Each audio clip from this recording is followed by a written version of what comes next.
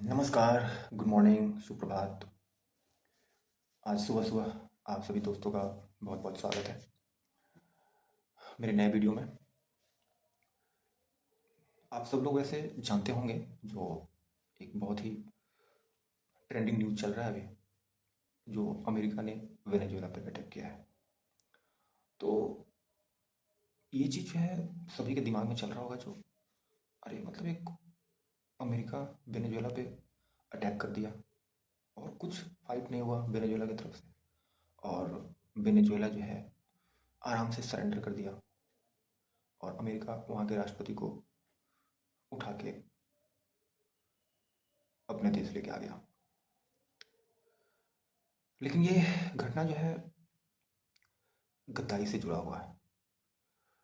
Venezuela कोई छोटा देश नहीं है जो अमेरिका वहाँ गया बिना बिना कुछ लड़ाई किए वहाँ के आर्मी से लड़े, वहाँ के राष्ट्रपति को उठाया और उनकी वाइफ राष्ट्रपति दोनों को उठा के अपने देश हथकड़ी पहना कर लेके आ गया। इतना छोटा देश नहीं है वेनेजुएला। लाखों की फौज है उनके पास, सुखोई है रूस का दिया हुआ, S-300 S-400 मिसाइलें हैं लड़ने के लिए, डिफेंस सिस्टम भी तगड़ा है, लाखों का वहाँ पे आर्मी आर्मी है उनके पास और रूस का साथ भी है। लेकिन यहाँ पे हुआ कुछ उल्टा। यहाँ हुआ यूँ कि आपको पता होगा जो अंग्रेज जो है भारत में जो आज से 200-250 साल पहले जो भारत में अंग्रेजों ने जो अपना आधिपत्य जमाया था वो भी गद्दारी से जुड़ा हुआ ही था।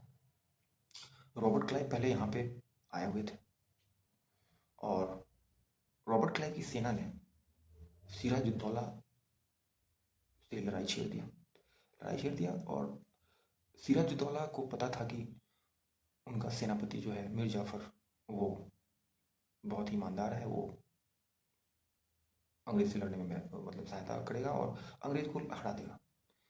लेकिन हुआ उल्टा, मीर जाफ़र जो था रॉबर्ट क्लाइव से मिल गया था, जिस कारण से सिराजुद्दौला को हारना पड़ा और बंगाल की गद्दी पर मीर जाफ़र को बैठाया गया था।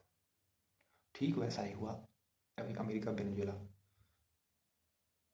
जो लड़ाई हुआ उसमें अमेरिका ने वेनेजुएला को सिंपल सा उनकी आर्मी को एक धमकी दी थी, एक तरह से उनको बोला था जो वैसे आप जीतोगे नहीं और अगर आप लड़ाई करोगे तो आप हार जाओगे।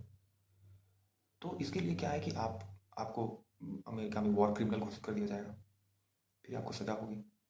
इससे आपको बचने के लिए आपको बहुत सारे डॉलर दिए जाएंगे और आपको अमेरिका में रहने के लिए घरें दी जाएंगी। आर्मी को ऐसे खरीद लिया। उसके बाद डोनाल्ड ट्रंप का जो CIA जो है उनका खुफिया एजेंसी जो है, सेंट्रल इंटेलिजेंस एजेंसी जो है अमेरिका का, उन्होंने इस सब काम में बखूबी भूमिका निभाया है और वहाँ के जो सांसद हैं उनको भी खरीद लिया गया। वहाँ का जो जितना भी नेता है सबको खरीद लिया गया और फिर तब जाकर वो वहाँ के राष्ट्रपति निकोलस मदुरो को और उनकी वाइफ को वहाँ से अरेस्ट करके सीधा लेके आ गए। क्योंकि सोचो ना, ये सिंपल सी बात है कि ऐसा हो सकता है कि हाँ बिना संघर्ष किए बिना लड़ाई किए आराम से किसी देश के राष्ट्रपति को उठा के लेके आ जाए।